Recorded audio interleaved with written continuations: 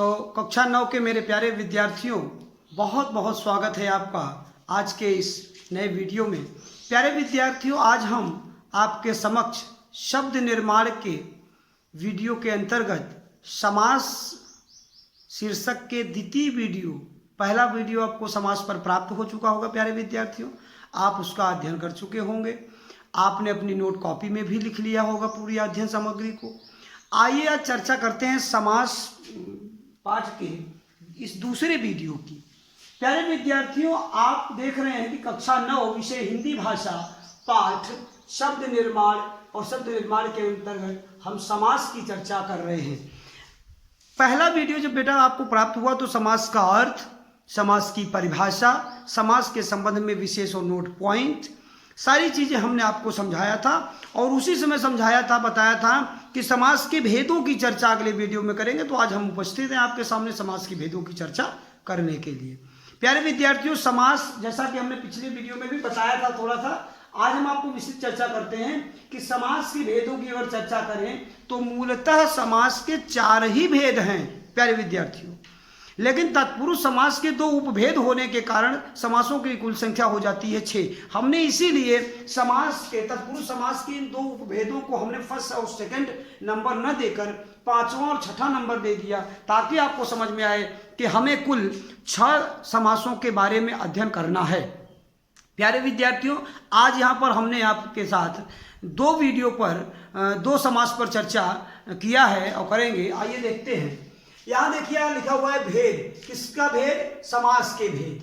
समास के भेद। समास का अर्थ देखिए, संक्षिप्त हमने आपको बताया था। और किसको संक्षिप्त किया जाता है? शब्दों को संक्षिप्त किया जाता है। शब्दों का संक्षिप्तीकरण होता है, शब्दों को संक्षिप्त किया जाता है। कोई आपसे पूछे कि बेटा बताओ समास का अर्थ क्या है, तो आप कहेंगे द मीनिंग ऑफ कंपाउंड।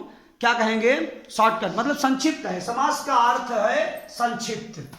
और फिर पूछे कोई कि किसका संक्षिप्त होता है, तो आप कहेंगे शब्दों को संक्षिप्त किया जाता है। यहां शब्दों का ही खेल है प्यारे विद्यार्थियों। वर्णों का खेल जैसे संधि में होता है, वैसे ही शब्दों का खेल होता है समास में। तो आइए इस अच्छे खेल को खेलते हैं और देखते हैं क्या होता है इसमें।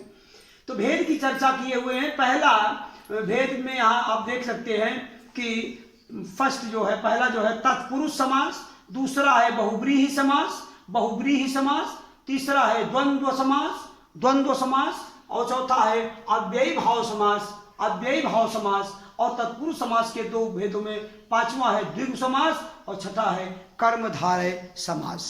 मेरे प्यारे विद्यार्थियों, बच्चे बार बार मैं समझाता हूं, फिर भी बच्चे बार बार कंफ्यूज होते हैं। सुनने की अगर शक्ति आप मजबूत नहीं रखोगे तो लिखने का कार्य आपका गड़बड़ हो जाएगा। प्यारे विद्यार्थियों, होता क्या है, हमने कहा द्वंद्व समास, बच्चे लिख दिए द्वंद्व। अब द्वंद्व कैसे लिख रहे हो? हमने कहा द्वंद्व, मेरे साथ बोलिए, सुनिए ध्यान से, द्वंद्व समास। द्वंद्व, यहां द में हलंत द आधा है प्यारे विद्यार्थियों, दोनों आप देख सकते हैं क्या है द्वंद्व समास में। कहां है? ये है द्वंद्व समास। दोनों द में हलंत है, ऊपर बिंदी है, और ये देखिए अनुस्वार है, ये है द्वंद्व समास। फिर क्या बोलते हैं? बहुव्रीहि समास। बहुव्रीहि, बहु नहीं होगा, ह में बड़ा ऊ लगाएंगे तो फिर तो बहु, ह में छोटा ऊ। फिर क्या होगा? व्रीहि। व्रीहि में व्रीहि कुछ बच्चे लिखते हैं, ब लिखते नहीं, ब नहीं लिखना है, व लिखना है। ध्यान से देखेंगे, बहुव्रीहि समास। फिर क्या होता है? द्विगु समास में आप सकते हैं आधा व है, कुछ बच्चे यहाँ आधा ध लगाते हैं। क्या लगाते हैं भाई? क्यों लगाते हैं? जब हम आधा व बता रहे तो आप क्यों ध लगाएंगे? यहाँ द्विगु। क्या है? द्विगु। ध्यान से सुनिए, द्विगु, द्विगु समास। तो प्यारे विद्यार्थियों, मेरा ये सब बताने का अर्थ केवल प्यारे विद्यार्थी ये है कि अगर आप नाम नहीं कायदे से शुद्ध लिख पाएंगे समासों का, तो बेटा फिर समास पर लंबी यात्रा करनी है, फिर अच्छा नहीं लगेगा, फिर मजा नहीं आएगा। फिर आप क्या, फिर वैसे वही ढाक के 3 पात जैसा का तैसा रह जाएंगे। थोड़ा सा आपको आगे बढ़ना है ना। हाँ, आप पढ़ रहे हैं, किसके साथ पढ़ रहे हैं? सीपी सर के साथ। Very good. तो प्यारे विद्यार्थी, उसको असर दिखना चाहिए। आइए, नाम पर आपको कोई कंफ्यूजन नहीं होगा, ये मैं आशा करता हूं। आप ध्यान से देख लिए होंगे। फिर से एक बात सुन लीजिए, तत्पुरुष समास, बहुव्रीहि समास, द्वंद्व समास, अव्ययी भाव समास, द्विगु समास, और यह है कर्मधारय समास। एक एक समासों की चर्चा करेंगे। व्याकरण की दृष्टि से समासों का कोई क्रम नहीं है कि तत्पुरुष समास के बाद बहुब्रीहि समास, बहुब्रीहि समास के बाद कर्मधारय समास, कर्मधारय के समास के बाद द्वंद्व समास, द्वंद्व समास के बाद द्वित्व समास, द्वित्व समास के बाद तत्पुरुष समास, ऐसा कुछ नहीं, क्रम नहीं है। आप जैसे ही क्रम में हम आपको अध्ययन कराएंगे, आप उसी क्रम में इसका अध्ययन करते रहेंगे। आपकी सरलता के लिए रहेगा, आपको समझ में अच्छे से आए, इसलिए ऐसा किया गया है। पहली चर्चा करते हैं तत्पुरुष समास की।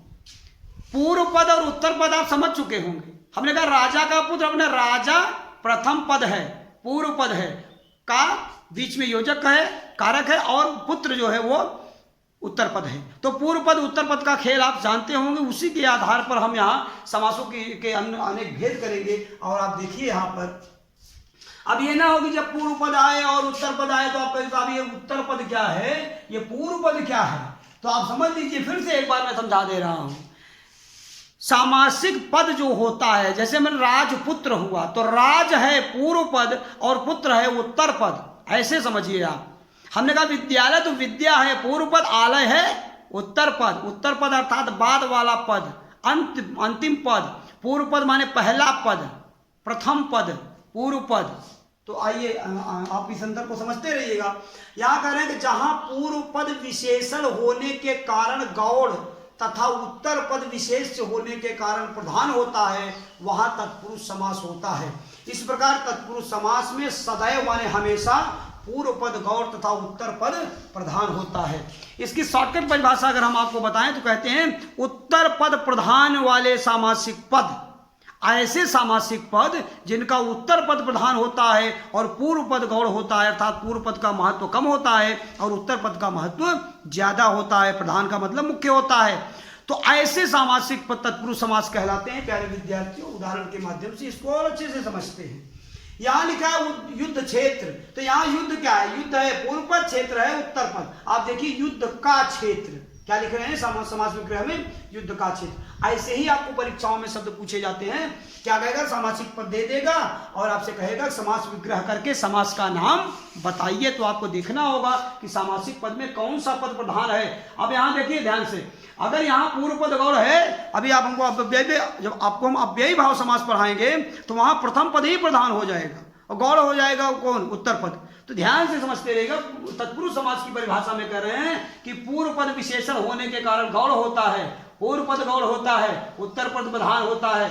तो उत्तर पद की प्रधानता जिस सामासिक पद में होती है वहां पर तत्पुरुष समास होता है। प्यारे विद्यार्थियों, युद्ध क्षेत्र, युद्ध का क्षेत्र, दान वीर, दान में वीर, स्नान गृह, स्नान के लिए गृह, राजकुमार, राजा का कुमार, देशवासी, देश का वासी।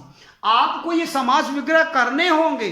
यदि आप समास विग्रह करके समासों का नाम बता लेंगे अंत में, जब आप अध्ययन करते रहिए कंटिन्यू लगातार, और जब सभी 6 समास पूरे हो जाएं तो फिर आपको कोई भी सामासिक पद बोल दें, आप खड़ाक से तुरंत आपका दिमाग क्लिक कर जाना चाहिए कि यहाँ पे यही समास होगा और इसका यही समास विग्रह होगा।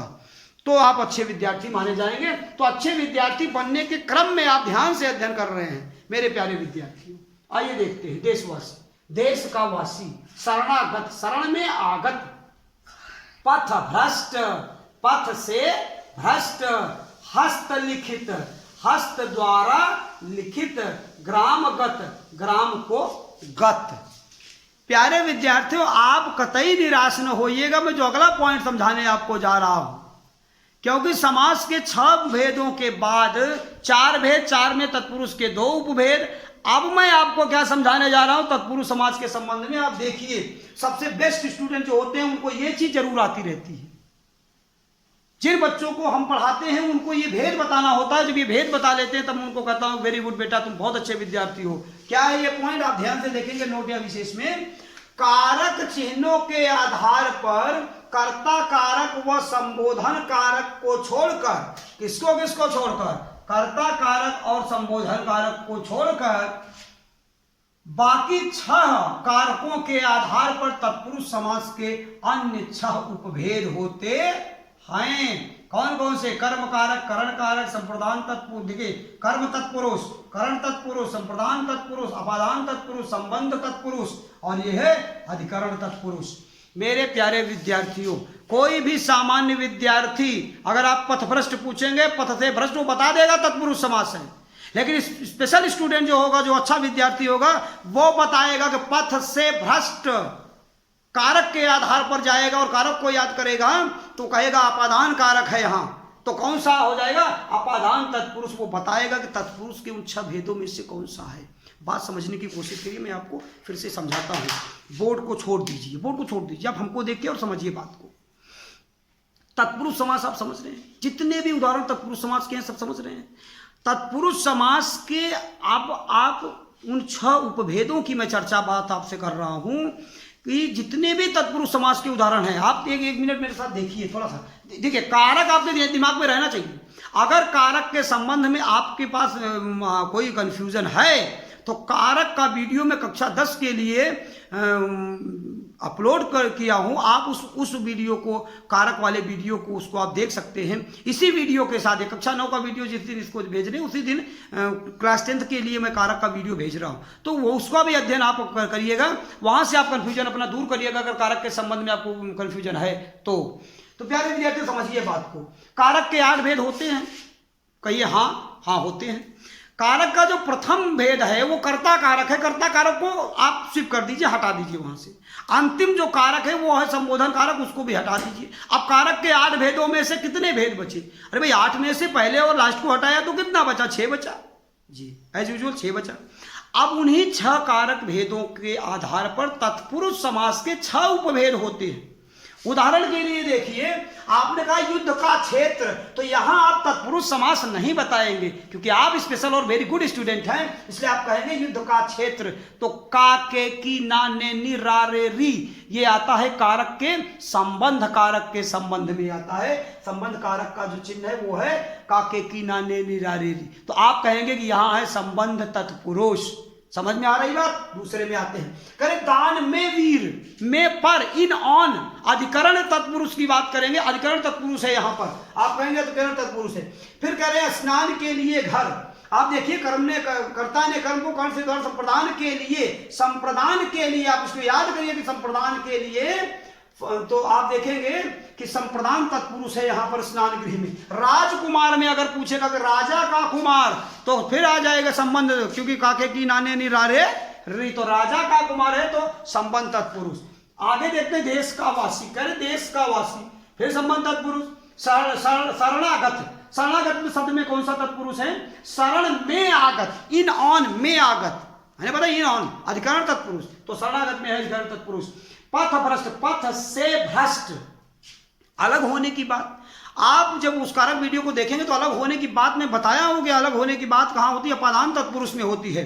तो पथ से भ्रष्ट तो हो जाएगा अपादान तत्पुरुष का उदाहरण। आगे देखिए, ग्राम गत, तो ग्राम को गत, तो कर्ता ने कर्म को, तो कर्म तत्पुरुष है ग्राम को गत। आप देख सकते हैं कि मैं आशा करता हूं कि आपको उस कारक के 6 उपभेदों के आधार पर, आप अगर प्यारे विद्यार्थियों, आप अच्छे विद्यार्थी कहलाना चाहते हैं तो आपको तत्पुरुष समास के इन भेदों का नाम बताना होगा।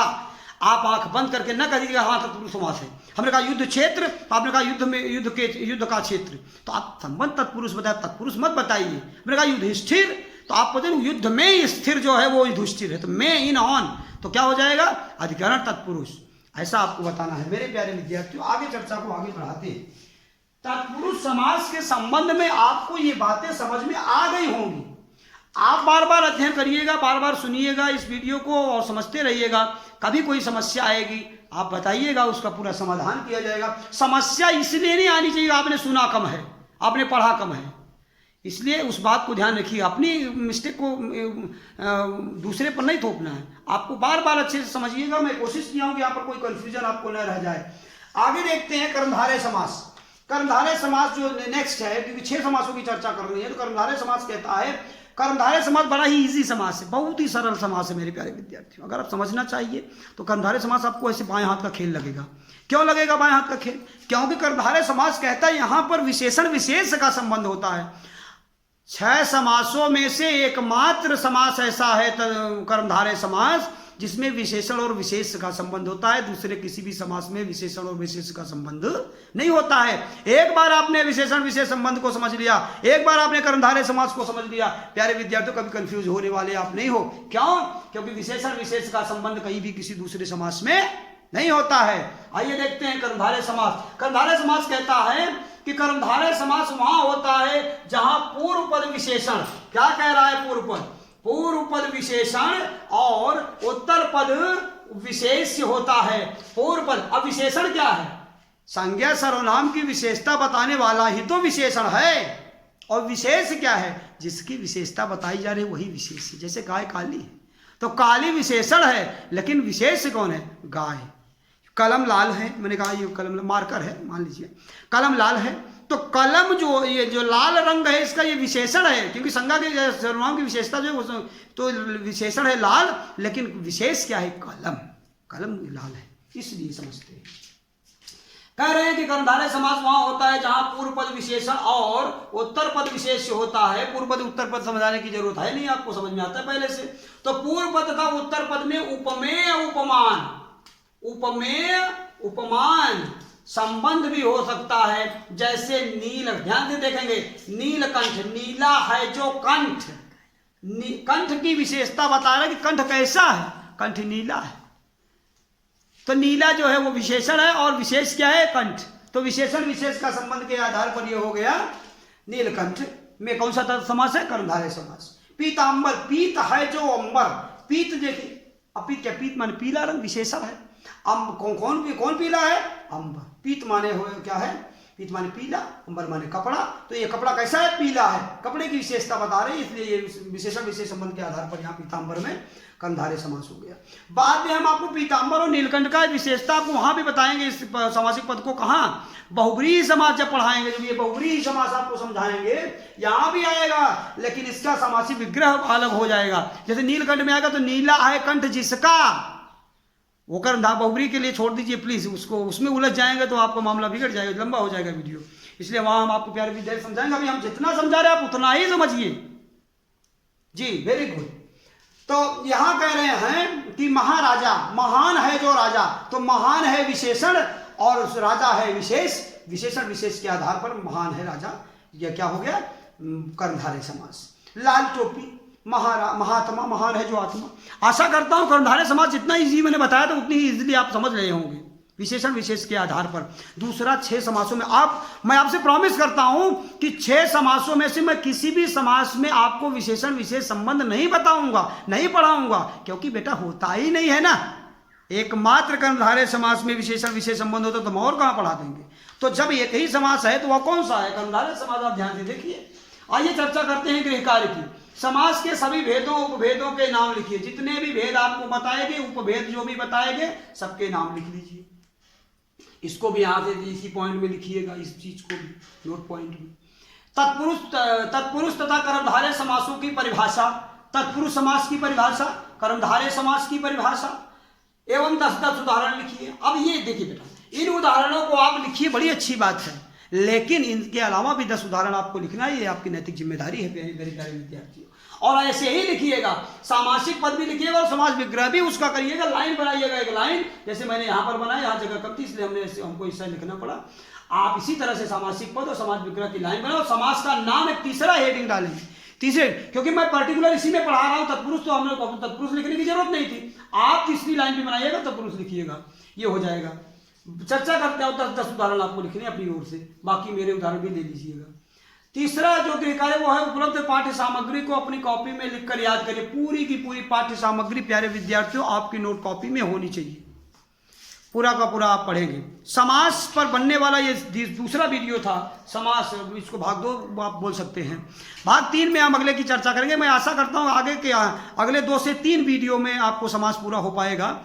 मुझे अच्छा, मैं जानता हूँ कि आपको अच्छा लगता है, आपको मन नहीं उब रहा है, बहुत अच्छी बात है प्यारे विद्यार्थियों, खूब मन लगा के पढ़ाई करिए।